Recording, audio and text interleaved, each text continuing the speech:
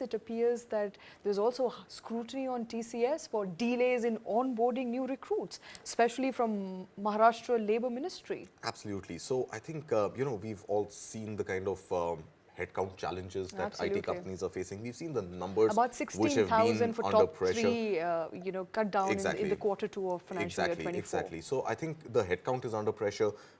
This pressure emerging from overall financials, Q2 results, sort of, not really beating street expectations, a very tepid sort of Q2 earnings, and reports also coming that FY25 could also pretty much be a washout year for, for IT firms. And at a time like this, when TCS has just sort of emerged from the bribe for jobs scandal, so to speak, in which it has also fired its, the head of this body, the recruitment sort of, cross-functional recruitment organization, inter-organization body, which attributes resources to particular projects.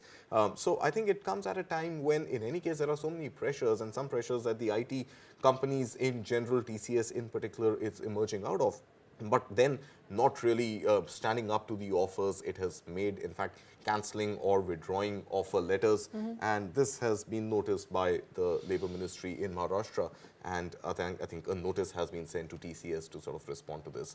All right. So TCS not the only company which is facing the heat, come to think of it. You briefly touched on the reduction in headcount, at least for the bellwether IT companies, to the tune of 16,000 employees in the second quarter financial year 24 itself. In a sense, pointing to a trend where there is a pause on hiring and there is an extra firing activity which is happening on a monthly basis. So yeah, so whether this is firing or whether this is quiet quitting, we don't really know yet. So I think because the attrition rate is also constant. The attrition rate is constant, right? So are people really resisting the working back from office?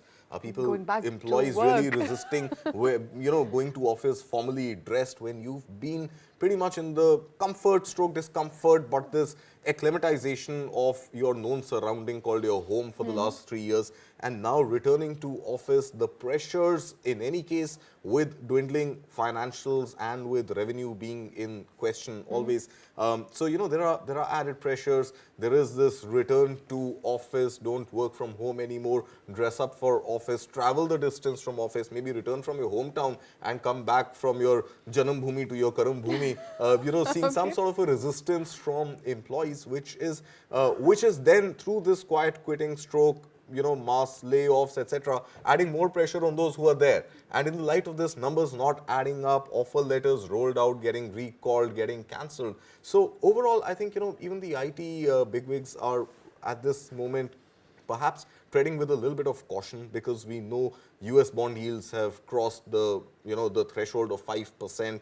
And that is a sentimental sort of notional assumption that money is going to flow out of Indian markets and is going to flow into US Treasury bonds.